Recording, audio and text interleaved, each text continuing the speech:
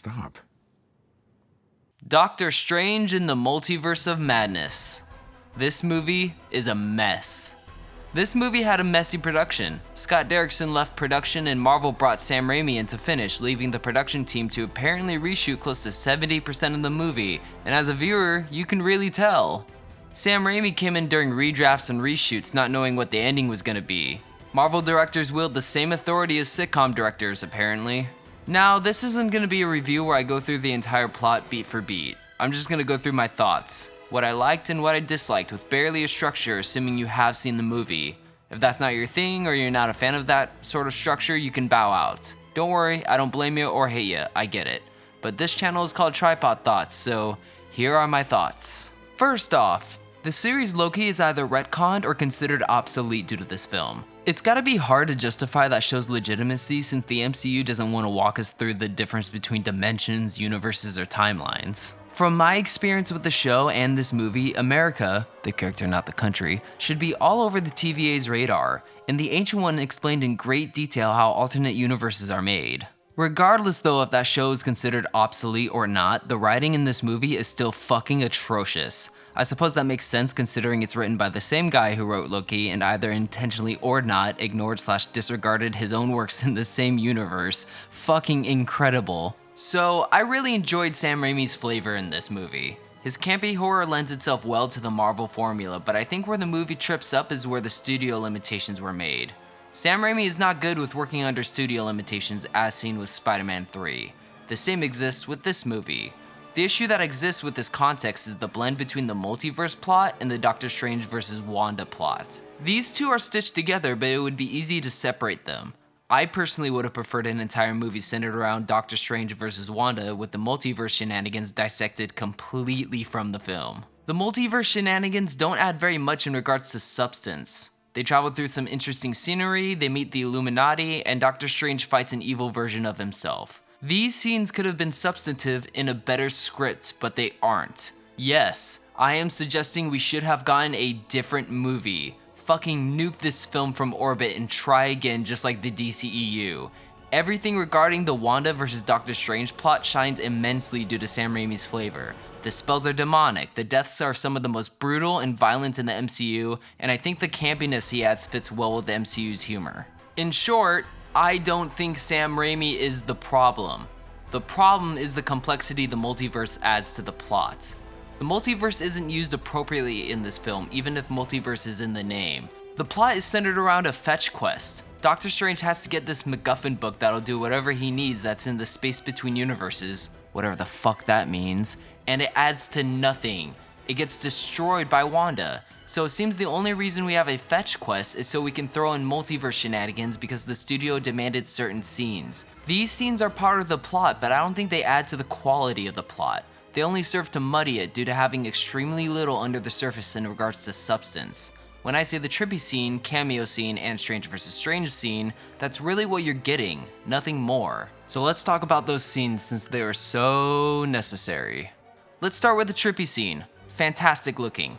Interesting. A good follow-up to the trippy scene in the first Doctor Strange movie. Everything on a superficial level works for me. I don't think we needed it in this context, however.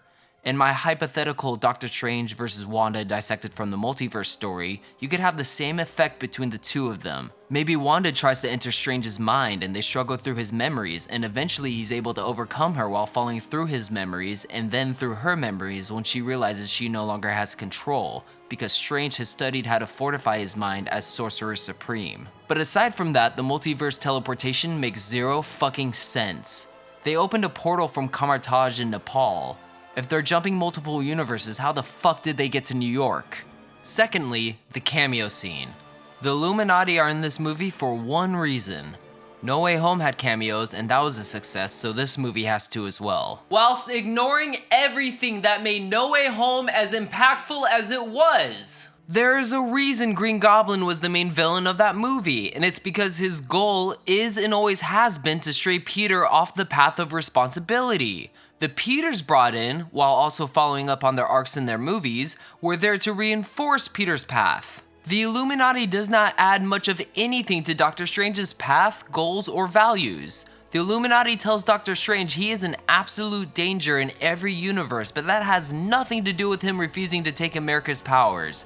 The character, not the country, as set up in the beginning of the film. Nor does it have an impact on him discovering that he's unhappy. It has more to do with him using the Darkhold. Fuck it, it is the Necronomicon. But it doesn't change his outlook on much of anything because he decides to use the Necronomicon anyways after already seeing the risks, or lack thereof, since the third eye doesn't do anything in this movie. Now, in the Illuminati, we got Maria Rambeau's Captain Marvel, Black Bolt, Captain Carter, Mordo, Mr. Fantastic, and Professor X. Never mind where the Ultron bots came from, Iron Man only represented the side of superheroes who work with the government. He doesn't need to be in this lineup. The audience isn't ready for that just yet. But in all seriousness, this isn't a big deal. Ultron being made by Iron Man doesn't need to be in the film. After all, he was originally created by Hank Pym in the comics, so the adaptation argument still applies here. Maybe Reed built them, I have no idea. It's just sort of odd Iron Man wasn't in the Illuminati lineup considering he usually is. I don't know about you guys, but I'm so tired of seeing Professor X die on screen. This is like the third, fourth time now. Also, his yellow hover chair looks fucking dumb. That's not a criticism, it just looks silly. Also, be careful what you wish for, guys. Mr. Fantastic has maybe 5 lines of dialogue, only to be slaughtered brutally. You guys got your fan casting, are you happy now? He also has some really bad dialogue in the confrontation with Wanda, like telling her exactly how Black Bolt can and will kill her, for some reason. I don't know, this is a multiverse. Maybe this is a universe where everyone's IQ is their age. I fucking laughed how Captain Carter said Captain America's line. I can do this all day. And then dies 10 seconds later. Like, yeah, fuck you too. How dare you stand where he stood?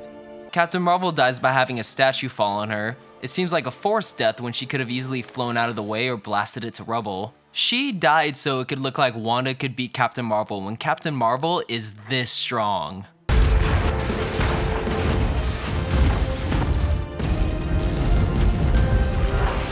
Black Bolt goes almost unscathed, but he had to use his vocal cords in one of the 1,000 ways he shouldn't. Mordo is absolutely useless in this film. Apparently we missed a movie because when Doctor Strange sees him, he says that Mordo committed his life to killing Doctor Strange when that never happened in any of the movies. At the end of the first Doctor Strange, Mordo says there's too many sorcerers in the world. However, we never saw a confrontation between Doctor Strange and Mordo. So how does Doctor Strange have this knowledge? Again, it seems like we missed a movie. Doctor Strange 1.5 perhaps. That is how the Illuminati is used in this film. To die. Absolutely wasted. The third scene is Strange versus Evil Strange. Evil Strange lives in a reality that's crumbling in on itself. Doctor Strange gets sent there after Wanda destroys the MacGuffin book of whatever the fuck he needs it to do, and it's revealed Evil Strange is watching over the Necronomicon. Oh, and he has a third eye. The third eye represents how he's been using the dark flames, but we never see the eye used. At the end of the movie, our Doctor Strange crumbles to the floor and a third eye opens up telling us that his use of the Necronomicon in the final battle against Wanda opened up the third eye. But Wanda used the Necronomicon longer than he did. Why doesn't she have a third eye? So the Stranges get into a fight with the best part of the fight being the use of music. It isn't the most impressive scene ever created, however, I like the ballet Danny Elfman has with the action. If only it didn't last for about 30 seconds before Evil Strange is killed. And that seems to be the point of these 3 scenes. To check boxes. Here's a quick little crash course for those who didn't watch WandaVision. Jesus, the fucking grocery list you gotta get through just to watch this movie. So Wanda enslaves and holds an entire town hostage so she can live out her ideal life with Vision, willing him and her children into existence because Vision died. She does this rather than going to therapy and actually processing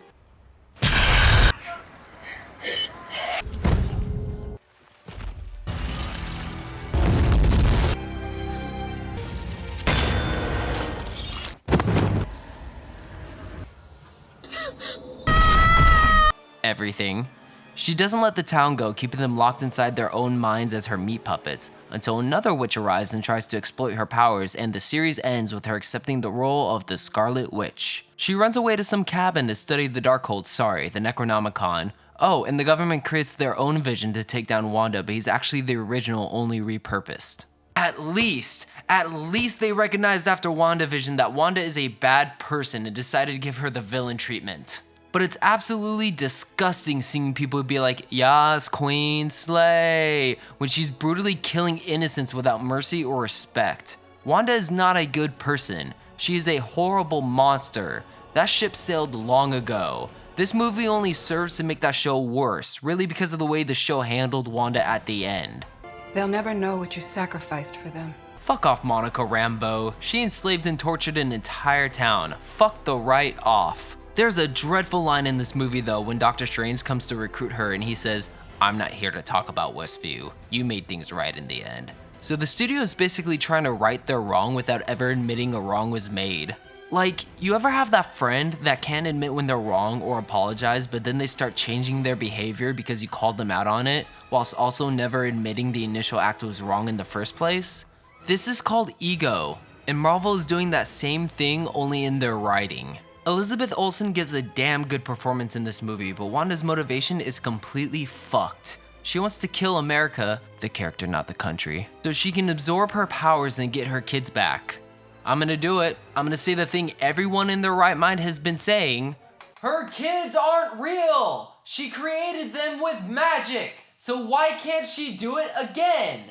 Why isn't she living happily in her little corner of the world with her fake kids and fake husband if she's so desperate to indulge in this fantasy to jump multiverses and steal alternate versions of her kids? Doctor Strange calls her out on her bullshit and tells her that her kids aren't real and she created them with magic, and she responds, "All mothers create their children with magic." Honey, I think that's called biology. Just sprinkling in a little Disney fairy dust on that line, huh?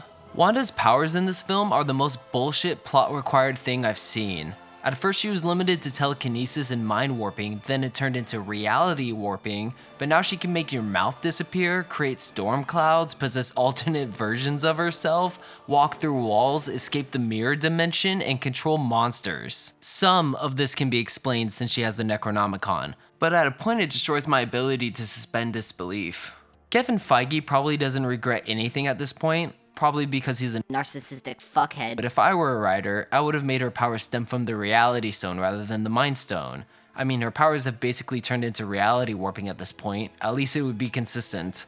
Speaking of reality warping, why did she kill everybody at Camartage? When she could have just turned them into whatever the fuck she wanted. Infect their minds like she did the innocent people of Westview. She didn't have to kill them. Do not be fooled by the title. This is WandaVision Season 2. This is Wanda's movie. She has a more substantial character arc than Doctor Strange does. She comes to the realization that what she's doing is monstrous and that she has lost herself in the process of achieving what she desires. One of Doctor Strange's weaker character arcs is just recognizing that he isn't happy with his life. But that's considered the main arc for him as set up with the dialogue at the beginning and end of the film.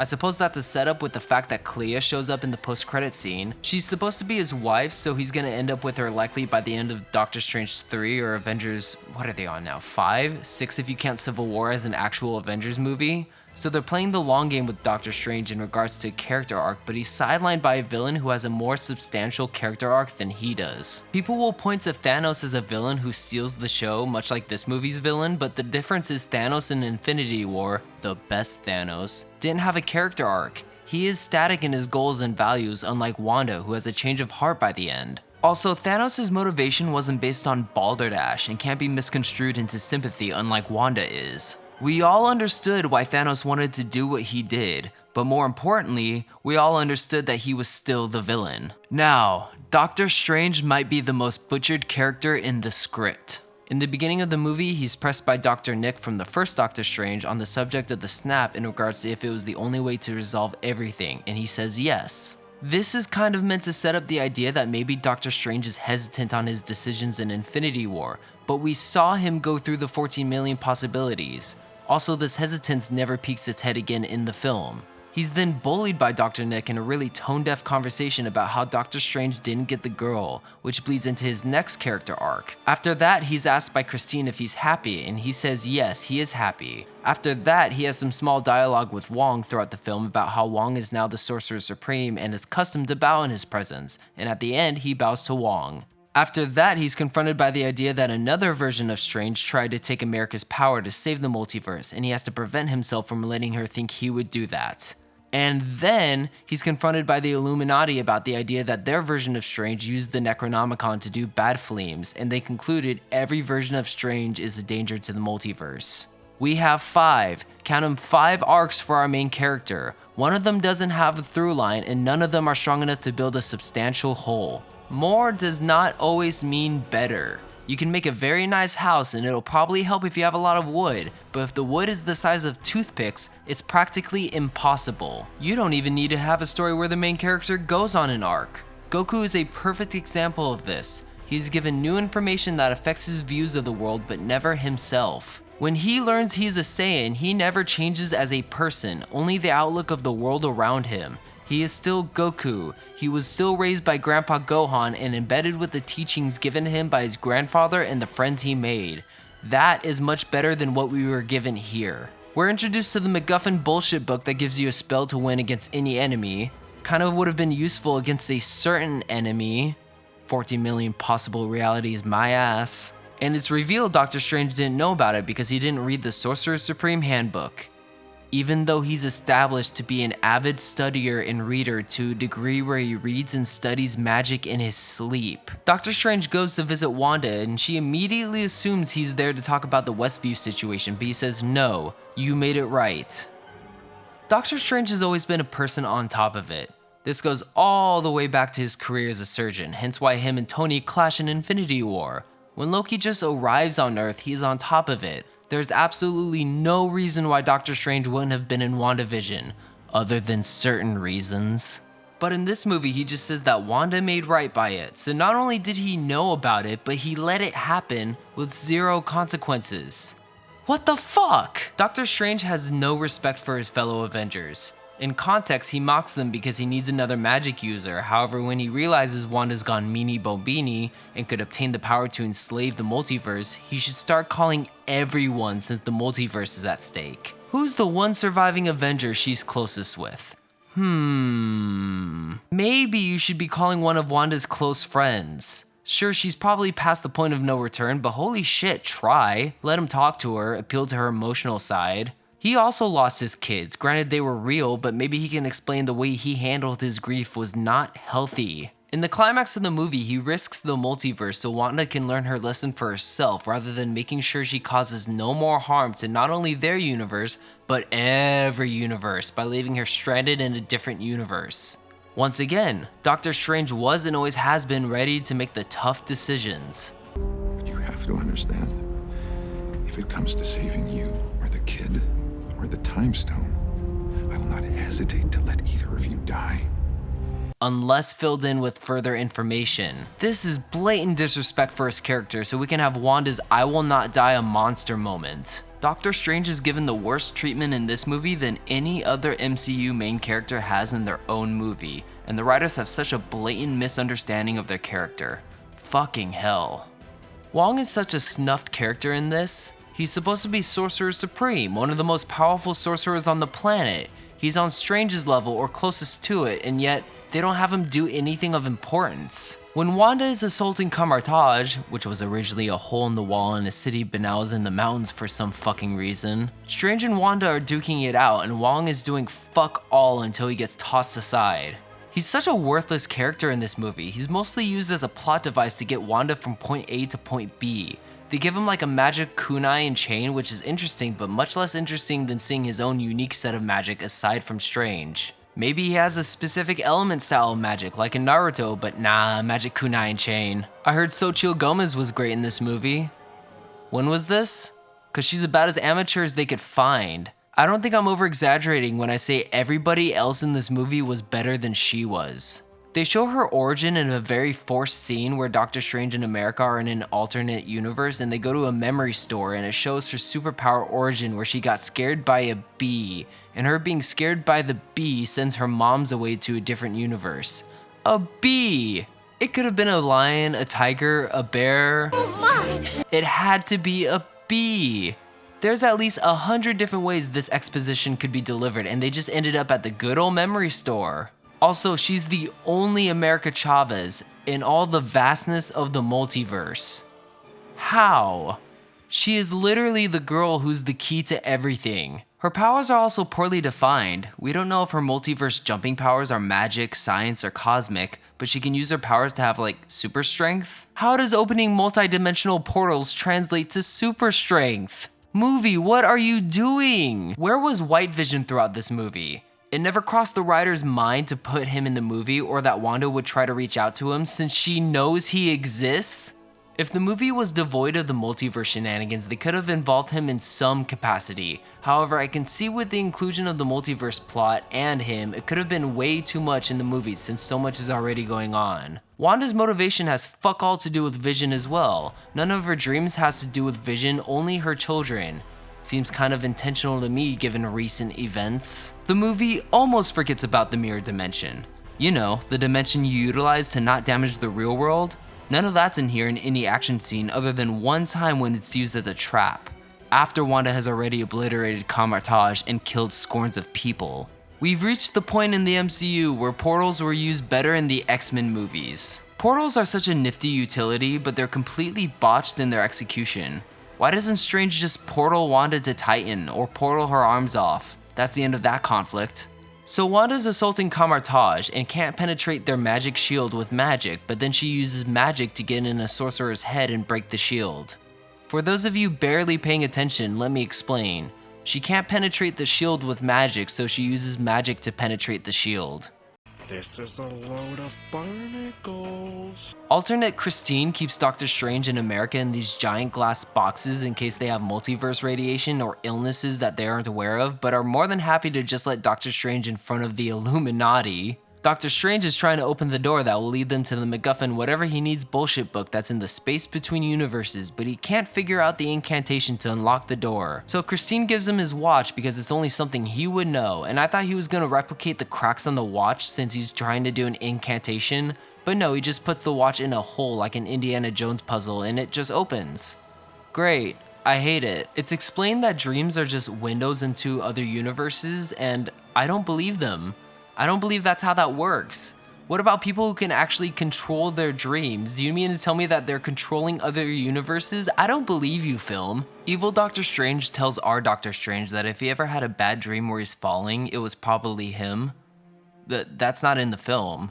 The only example we have is America and Defender Strange, but that was because of Wanda's monsters, not Evil Strange. Doctor Strange at the end tells America that she actually can control her powers. Based on nothing. It's literally just believe in yourself bullshit. Well, that's just lazy writing. So Wanda wipes the floor with everyone at Kamar-Taj, but at the very end, Kamar-Taj is completely full of people and America's training to be a sorceress. That's fun. Why isn't she going out looking for her parents since she can control her powers now? Why is she wasting her time here in this universe when she has a goal to try and achieve and now she has the power to make it happen? Thor Ragnarok is a movie, in my opinion, that looks horrific. However, there are some very solid and earned character moments for our main character.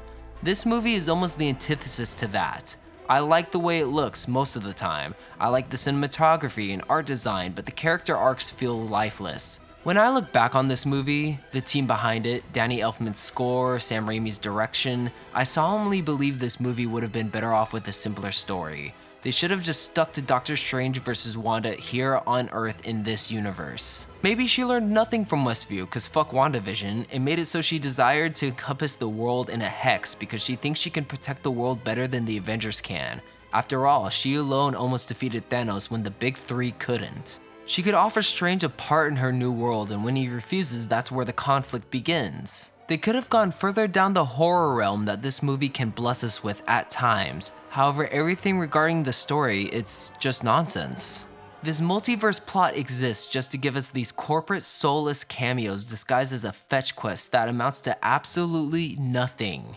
Not only that, but the exposition of how and what everything is extremely on the nose. Everyone's got Mando levels of plot armor, especially America. The magic system in Marvel is fucked. Why isn't Wanda summoning her monsters during her Kamar-Taj assault? Why isn't Strange using certain spells when he should be, like portals or his other tricks he used during Infinity War? Fucking hell, I really like Sam Raimi. I liked his influence on this movie. I just wish he had control of the script because this guy fucking sucks. The writing regarding the plot and the characters are all that matter when it comes down to it. You could have the most spectacular, bombastic, extravagant visuals, but it's all superficial. If your story is shot, then that's all that matters because the heart of what you're watching is compromised. It's like making a song with the best production ever, but if the songwriting is just nonsense, then what's the point? Our main characters' arcs are as thin as possible, the villain's motivation is just nonsense, the side characters are either close to useless or have a backstory that's supposed to be tragic but is actually really fucking hilarious. Watching the first Doctor Strange to this movie is some of the most tonal whiplash I've ever experienced. There is even tonal whiplash in this movie. From the brutal assault at Kamartaj to jumping to this cleansed and pristine alternative New York. It's so odd. Maybe Marvel couldn't afford John Spates after his success with Dune. Maybe he's busy writing part 2, but man, does this movie suffer because of this hack. This is easily one of the worst MCU movies, if not the worst. Jury's still out if this is the worst, but my god, does it deal some major damage to the MCU in regards to quality writing. F's in the chat to pay respects to good writing in the MCU. We're 1 in 5, ladies and germs. Better luck next time.